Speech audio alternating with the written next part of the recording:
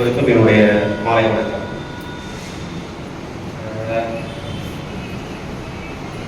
தோழர் மணிகண்டன் அவர்கள் வந்து இந்த புத்தகத்தை குறித்து பேச சொல்லும் போது ஒரு 10 பேர் இலக்கிய கூட்டம் ஒரு 10 பேர் இருப்பாங்க, ரொம்ப ஈஸியாக பேசிட்டு வந்துடலாம் அப்படின்னு தான் நினைச்சேன். 2 நாளைக்கு முன்னாடி அவர் பேனர் போட போறேன், இப்போ பேர் சொல்லுங்க அப்படின்னு கேட்டாரு. பேனர் போடுறேன்னு போது தான் எனக்கு கொஞ்சம் பயமா இருந்தது. அவ்வளோ பெருசுலையா பேனர் போடுற அளவுக்கு தான் இது. ஆனால் பரவாயில்ல, சிறப்பு. இது ரொம்ப பெரிய கூட்டம் வருது. ஆனால் இது நிறைய தடவை ஆரணியில் நடந்துகிட்டே இருக்கு. நிறைய இடங்கள்ல நம்ம போகும்போது ஆரணியில் 2-3 இடத்துல சொல்லியிருக்காங்க. அவர் சொன்னார், வேலூரில் நாங்கள் ஒரு நிகழ்ச்சியில் சந்தித்தோம் அப்படின்னு சொல்லிட்டு, அது ஒரு இலக்கிய கூட்டம் தான். அங்கே சொன்னார் இதே மாதிரி ஆரணியில் இலக்கிய கூட்டங்களுக்கு தான் நிறைய கூட்டம் வருது. இந்த மாதிரி எங்கள் ஊர்லேயுமே இந்த மாதிரி எல்லாரும் வந்து ஆரணியில் தான் நடக்குது அப்படின்னு சொன்னார்.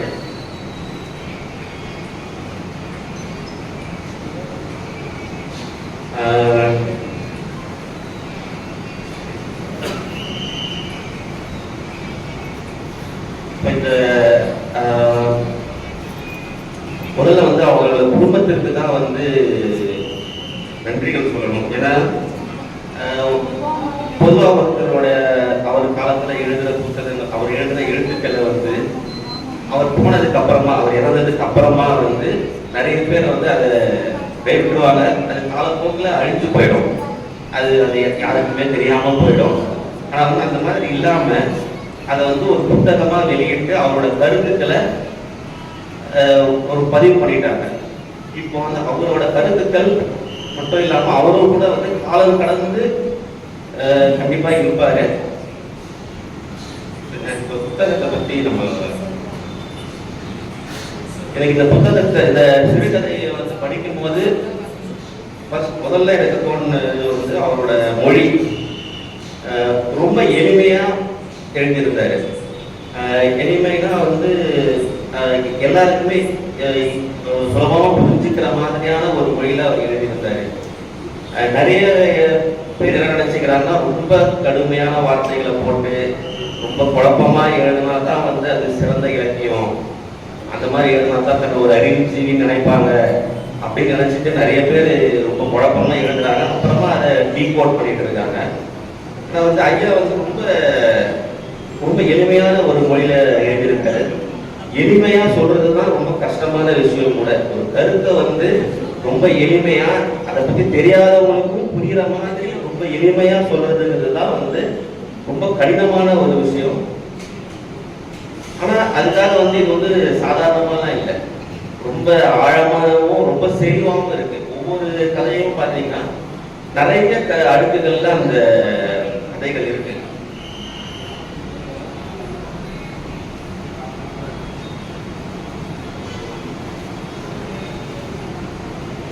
கதை அமைப்பு அப்படின்னு பார்த்தீங்கன்னா வந்து கதை சொல்ற விதம், ஒரு கதை சொல்ற விதம் அப்படின்னு பார்த்தீங்கன்னா இந்த அணித்துறையிலே இந்த புத்தகத்துல எழுதியிருக்காங்க.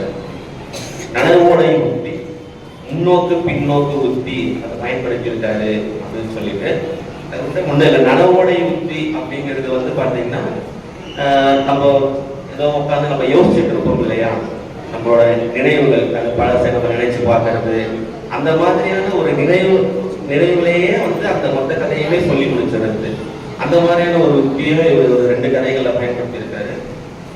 முன்னோக்கு பின்னோக்கு உத்திங்கிறது உங்களால இப்ப நடந்துகிட்டே இருக்கும் கதை, அதே நேரத்தில் அவங்க ஒரு பேக் மாதிரி பின்னாடி கதை போகும், திரும்பவும் முன்னாடி இப்ப நடக்கிற நிகழ்ச்சிக்கு வரும். அந்த மாதிரியான ஒரு யுக்தியெல்லாம் அவர் நிறைய அந்த சிறுகதைக்கான யுக்திகளை சிறப்பாக கையாண்டு இந்த கதைகளை அவர் எடுத்துருக்காரு. அதே மாதிரி எந்த ஒரு கதைகள், சிறுகதைகள், நாவல், இலக்கியம் அப்படின்னாலே வந்து அது வந்து கண்டிப்பா அரசியல் பேசணும். அது ஏதோ ஒரு அரசியலை பேசினால்தான் அது ஒரு சிறந்த சிறுகதையா இருக்கும், சிறந்த இலக்கியமா இருக்கும். அப்படி இந்த புத்தகத்தில் இருக்கக்கூடிய சிறுகதைகள் வந்து நிறைய அரசியல்களை பேசுது. சமூக நீதி, பெண் உரிமை, சில இடங்களில் கம்யூனிசமும் இருக்கு, அதான் நிறைய விஷயங்கள் இருக்கு. மொத்தமா அதை தொகுத்து பார்த்தா அது அப்படியே வந்து ஒரு பெரியாரிய சிந்தனைகள் தான். அவரோட அரசியலை தான் வந்து அந்த மொத்த புத்தகமும் அவர் பேசுறது முழுதுமே வந்து ஒரு பெரியார் பிஆர்எஸ் அரசியலுக்கும் அவர் மொத்த புத்தகத்திலையும் பேசுறாரு. இதுல இருக்கிற கதைகளை பத்தி பேசணும் அப்படின்னு ஒவ்வொரு கதையை பத்தி நம்ம பேசிக்கிட்டே இருக்கலாம். அவ்வளவு இருக்கு. நான் ஒரு 2-3 கதைகளை பத்தி எனக்கு ரொம்ப இதுவா இருந்த 2-3 சிறுகதைகளை பத்தி மட்டும் நான் இப்போ பேசுறேன். அதனால அந்த முதல் சிறுகதை சமுதாயத்தின் ஊனம் அப்படின்னு சொல்லிட்டு ஒரு சிறுகதை இருக்கு. முதல் சிறுகதை அது வந்து 1994 எழுதியிருக்காரு. அது வந்து அது சொன்ன மாதிரி அது வந்து ஒரு இருளர் சமூகத்தை சார்ந்தவர்களை பற்றிய ஒரு குடும்பத்தை பற்றிய ஒரு கதை. இந்த கதை எழுதுகிற காலத்துல வந்து நான் வந்து 5ஆவது தான் படிச்சிருந்தேன். அப்போ நான் வந்து நான் படித்த பள்ளிக்கு பக்கத்துல ஒரு விறகு தொட்டி ஒன்று இருந்தது. அதுல வந்து வேலை செய்யறவங்க பொதுவாக வந்து இல்லர்கள் தான் இருப்பாங்க. அவங்க குடும்பமா அங்க வேலை செஞ்சுட்டு இருப்பாங்க. அப்போ அங்க இருந்த அந்த ஒரு அவரோட அந்த இருளரோட பேர் வந்து மண்ணு. இந்த கதையிலையும் கூட அந்த கதாபாத்திரத்தோட பேரும் வந்து அதே தான், மண்ணு தான். ஆனா என்னன்னா அந்த அப்போ வந்து நிறைய நான் பார்த்துருக்கேன். அவங்க வந்து பார்த்தீங்கன்னா ஒன்று இந்த விறகு தொட்டிகள்ல விறகு குளக்கிற வேலைகள் செய்வாங்க. இல்லைன்னா வந்து நம்ம ஷராப் பஜார்ல வந்து அந்த நிறைய நகை செய்கிறவங்க இருப்பாங்க. அந்த நகை துகள்கள்லாம் வந்து அங்கே இருக்கும். அந்த கால்வாய்கள்ல ரோடுகள்ல அதையெல்லாம் பெருக்கி கிளீன் பண்ணி அதுலேருந்து அந்த தங்க துகள்களை எடுத்து அதை வச்சு அவங்களோட வாழ்வாதாரம் இருக்கும். இப்படிதான் இருப்பாங்க. ஆனா இந்த கதையில வரக்கூடிய மண்ணு கதாபாத்திரம் மட்டும் கொஞ்சம் வித்தியாசமா ஒரு ஸ்கூல்ல வேலை செய்யறாரு. ஒரு ஹை ஸ்கூல்ல ஸ்வீப்பராக இருக்காரு. அவர் அங்கேயே தங்கி இருக்காரு. அதனால அவர் சம்பளம் இல்லாத ஒரு வாட்ச்மேனாகவும் அந்த ஸ்கூல்ல இருக்காரு. அந்த பள்ளியிலேயே தங்கியிருக்காங்க ஒரு குடும்பமா. அதனால அவருக்கு வந்து அந்த பள்ளியில வேலை செய்யறதுனால அவருக்கு அவங்க பையனையும் படிக்க வைக்கிறாரு, ராஜா அப்படின்னு சொல்லிட்டு. அவன் 10வது படிக்கிறான். 10வது பரீட்சை வரப்போது அவன் எழுத போறான். அதுக்கு தயாரா இருக்கிற ஜனங்கள் தான் இந்த கதை தொடங்குது. ஆனா அவங்களுடைய மனைவி வந்து இருளாய்க்கு வந்து இது பிடிக்கல. அவங்களை பொறுத்த வரைக்கும் அவங்களோட சொந்தக்காரங்க, அண்ணன், தம்பி இவங்கெல்லாம் வந்து விறகு தொழில வேலை செய்யறதும் இல்லை வந்து இந்த சராபஜார்ல பொண்ணுன்றது இதுதான் வந்து அவங்களுக்கு உயர்வான நிலையா தெரியுது. ஸ்கூல்ல வந்து நான் மாட்டேங்கினேன் முன்னாலதான். அவங்க டெய்லியும் படம் பார்க்குறாங்க, சினிமாவுக்கு போறாங்க, நகைலாம் வாங்குறாங்க, நீங்க வந்து இது பண்ற அப்படின்னு. அதே மாதிரி அவன் பையன், அதனால நீங்க பையனை படிக்க வைக்கிற. ஏன்னா படிக்கிறதே வந்து அவங்களுக்கு பெரிய கஷ்டமா இருக்குது. ஏன்னா அவன் படிக்கிறதுனால அவனால வேலைக்கும் போக முடியல. அவங்க என்ன சொல்றாங்க, இவன் படிப்பே இவனுக்கு கல்யாணத்துக்கு தடையா இருக்குது. 10வது படிக்கலாம், இவனுக்கு யார் கொண்டு தருவாங்க அப்படின்றாங்க. அதுல என்னன்னா இதுல வந்து சில 10வது படிக்கிற பையனுக்கு அவங்க அதுக்கு முன்னாடியே கல்யாணம் ஆகிட்டு இருக்கு. அவங்க சமூகத்துல வந்து 10வது படிக்கணும்னா 15 வயசு. இவனுக்கு இன்னும் கல்யாணம் ஆகலைன்னு அவங்க வருத்தப்படுறாங்க. இப்போ 94ல் இது வந்து பாலியல் திருமணம்ங்கிறது வந்து அவங்களோட சாதாரணமா இருந்திருக்கு. அதெல்லாம் வந்து நேரடியா சொல்லலை. ஆனா அந்த நம்ம கதையை படிக்கும் போது நம்ம புரிஞ்சுக்கணும். அந்த மாதிரி அவங்க பேசிக்கிட்டே இருப்பாங்க. அந்த பையன் ஒத்துக்கலாம், சரி நான் ஒத்துக்கிறேன், கடைசியில் நான் படிப்பை விட்டுறேன்னு சொல்லிட்டு அவங்க அம்மாவோட இது தாங்க முடியாம அவன் படிப்பை விட்டுறான். அதுக்கப்புறம் அவனும் இறந்துடுறான். இதுல அவர் என்ன இந்த கதையில இன்னொரு இது நான் கவனிச்சது என்னன்னா, எல்லா கதையிலுமே ஏதோ ஒரு வரலாற்று நிகழ்வையோ இல்லை ஏதோ ஒரு இதுவையோ அவர் அதை ஒரு சென்றா சொல்லுவாரு.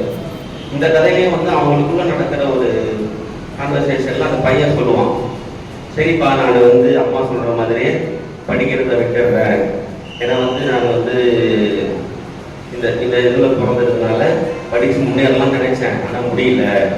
அப்போ அவங்க ஆசிரியர் சொன்னதா ஒரு கருத்து சொல்லுவோம். என்னன்னா, எங்க ஆசிரியர் சொன்னாரு, நம்ம வந்து ஒரு ஆதிக்குடியான், இருளர்கள் வந்து ஆதிக்குடியான். 2000 வருஷத்துக்கு முன்னாடி கரிகாலன்னு ஒரு ராஜா இருந்தாலும் அவர் இருக்கும்போது தொண்டை மண்டலம் 12,000 பேர் நம்ம ஆளுங்களை இறங்கியிருக்காரு. இதுக்குன்னா விவசாயம் பண்றதுக்காக. நம்ம வந்து ஒரு காலத்துல வந்து பூமியே ஆண்ட இதுவாக இருந்தோம். ஆனா இன்னைக்கு நம்ம வந்து கூலி தொழிலாளிகளா இருக்கிறோம். அதனால அதுக்கு காரணம் வந்து நம்மளோட படிப்பு இல்லாததுனால தான் அப்படிங்கிற அந்த ஒரு இது அவங்களுக்கு இருக்கு. ஆனா வந்து அந்த ஒரு சிந்தனை வந்து அவங்க அம்மாவுக்கு இல்லை. அவங்க வந்து ஒரு அறியாமையில இருக்காங்க.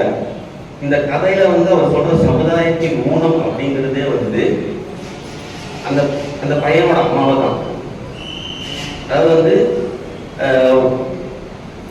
அந்த சமுதாயம் வந்து ரொம்ப ரொம்ப இதுவாக இருக்கும்போது அதை படித்தாதான் அடுத்த முன்னேற்றம் முடியுங்கிற அந்த உணர்வு அவங்களுக்கு இல்லவே இல்லை படித்தா நம்மளுக்கு பிரயோஜனம் இல்லை, நம்ம வந்து இந்த மாதிரி வேலைகள் செஞ்சாதான் நம்ம அதுக்கான வாய்ப்பு கிடைச்சும் அதை வந்து பயன்படுத்திக்க முடியாமல் இருக்க அவங்க அம்மா தான் அந்த ஊனம், அது சமுதாயத்தோட ஊனமே அவங்க தான் அப்படின்ற மாதிரி தான் அந்த கதை போகுது. அப்புறம் இன்னொரு 2வது கதை இருக்கு. அந்த கதை இன்னொரு தாய் அப்படிங்கிற கதை. இந்த புத்தகத்தோட தலைப்பு சொன்ன மாதிரியே வந்து அதுல வந்து அவர் வந்து நவீன மருத்துவத்தை தான் வந்து இன்னொரு தாய் அப்படின்னு சொல்றாரு. ஏன் வந்து நவீன மருத்துவத்தை இன்னொரு தாய் அப்படின்னு சொல்றாரு அப்படின்னா, இப்போ வந்து இங்க ஓரளவுக்கு எல்லா வசதிகளும் நமக்கு கிடைக்குது. ஆனா ஒரு 2-3 தலைமுறைக்கு முன்னாடி இந்த அளவுக்குலாம் மருத்துவ வசதிகள் கிடையாது. கொள்ளை நோய்கள் வந்து சாவாங்க. சில பேர் வந்து ஏன் செத்தாங்கன்னே தெரியாது. திடீர்னு ஜுரம் வந்து செத்துட்டாங்க, திடீர்னு வயிற்றுப்போக்கு வந்து செத்துட்டாங்க. அது என்ன காரணம் கண்டுபிடிக்காமலே நிறைய பேர் செத்து போயிருக்காங்க, கூட்டமா செத்து இருக்காங்க. இந்த கதையில கூட வந்து அவரோட தம்பி வந்து காலராவால தான் சின்ன வயசுல இறந்துருப்பாரு. ஆனா அவங்க பெண்ணுக்கும் அதே காலரா தான் வந்திருக்கும். ஆனா அந்த மருத்துவம் வந்து அவளை காப்பாற்றிடும்.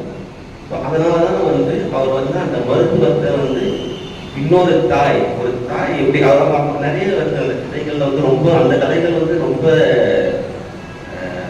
நிறைய விஷயங்கள், அந்த ஒரு கதையில நிறைய விஷயங்கள் சொல்றாரு அவர். இதுல வந்து ஒரு நடுவில் அவர் யோசிச்சு பார்க்குற மாதிரி தான் இந்த கதை நினைவுடைய புத்தி அதுதான் பயன்படுத்தியிருக்காரு. அவரோட சின்ன வயசு ஞாபகம்லாம் அவருக்கு வருது. அவங்க பாட்டி அவங்க ஆயா வந்து சொல்றாங்க, பொன்னியம்மனுக்கு வந்து நம்ம வந்து திருவிழாலாம் எடுக்கல, அதனாலதான் வந்து இந்த மாதிரி கொள்ளை நோய்லாம் வந்து எல்லாரும் சாகலாம் அப்படின்னு அவங்க பாட்டி சின்ன வயசுல இருக்கும்போது சொன்னாங்களாம்.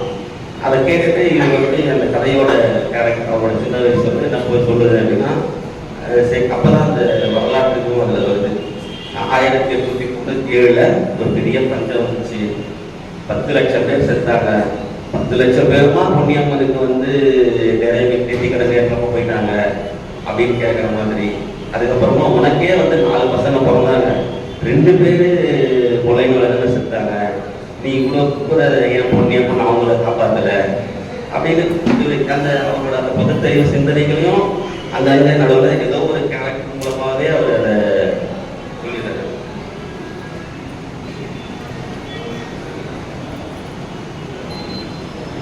அடுத்தது எனக்கு இதில் ரொம்ப பிடிச்ச அதை வந்து வேணும் அதை கேளும் அப்படின்ற ஒரு கதை. அது எனக்கு ஏன் அந்த கதை ரொம்ப பிடிச்சிருந்துச்சுன்னா, அது படிக்கிறதுக்கே ரொம்ப அழகா இருந்தது. எளிய நடைகள் சொன்னாங்க, ரொம்ப அழகான ஒரு கதை. படிக்கும் போது நமக்கே ஒரு கவிதையை படிக்கிற மாதிரியான ஒரு உணர்வு இருந்துச்சு. அதனால எனக்கு அந்த கதை ரொம்ப பிடிச்சிருச்சு. அது 2-3 தடவை அந்த கதையை திரும்ப படிச்சுட்டு இருந்தேன். அது அந்த கதை வந்து ஒரு நார்மலான ஒரு நம்ம கூட பழையபோதும் நம்மள மாதிரி இருக்கக்கூடிய ஒரு ஆள் பழகிட்டு இருக்காங்க. அவங்க வந்து வேற ஒரு நிலைமைக்கு போயிடுறாங்க, உயர்வான நிலைக்கு, நம்மளை விட உயர்ந்த பதவிக்கோ ஏதோ ஒன்று போயிடுறாங்க. போனதுக்கு அப்புறமும் அவங்க பழைய மாதிரியே இருப்பாங்க அப்படின்னு அவர் நினைப்பார் அந்த கதையோட அழகிரி. ஆனா அவங்க அப்படி இருக்க மாட்டாங்க. ஏன்னா இவர் வந்து உதவியாளராக இருப்பாரு, அவங்க வந்து கலெக்டராக இருப்பாங்க. அப்போ என்னன்னா அது என்ன நினைப்பாருன்னா, அவர் நினைச்சு பார்க்கும்போது நினைச்சுப்பாரு, அவங்க முன்னாள் அவங்க நண்பர்களா இருக்கும்போது அவங்க வந்து நிறைய தத்துவங்கள்லாம் பேசியிருப்பாங்க, புத்தரோட தத்துவங்கள்லாம் பேசியிருப்பாங்க. புத்தர் வந்து அரண்மனை வாழ்க்கையை விட்டுட்டு சாதாரண வாழ்க்கைக்கு வந்தாங்க. ஆனா இன்னைக்கு வந்து சாதாரணமா இருக்கிறாங்க, ஆனா ஏதோ ஒரு உயர்ந்த நிலைக்கு போன உடனே எல்லாத்தையும் மறந்து ஒரு அதிகாரத்துக்கு வந்துடுது அப்படிலாம் இருக்கக்கூடாதுன்னு பேசின அவங்களே தான் அந்த அதிகாரத்துக்கு போனதுக்கு அப்புறமா அவங்க வேற மாதிரி மாறிடுவாங்க. இந்த மாதிரி இந்த புத்தகம் வந்து நிறைய ஒவ்வொரு கதையுமே வந்து ஏதோ ஒரு ஒரு அரசியலை பேசுது, ஒரு சமூக சிந்தனையை பேசுது, அறிவியலையும் பேசுது.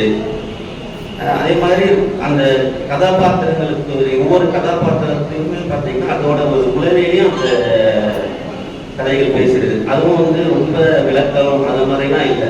இன்னொரு கதாபாத்திரத்தோட அந்த உரையாடல்கள்லயே வந்து நிறைய விஷயங்களை அவர் சொல்லிட்டு போயிடுறாரு. எனக்கு வந்து கடைசியா வந்து அவர் இந்த புத்தகம் படிச்சுட்டே இருக்கும் போது எனக்கு ஒரு கவிதை ஒன்று ஞாபகம் வந்தது. நான் முத்துக்குமாரோட ஒரு கவிதை, அந்த கவிதையை மட்டும் நான் படிச்சிடுறேன்.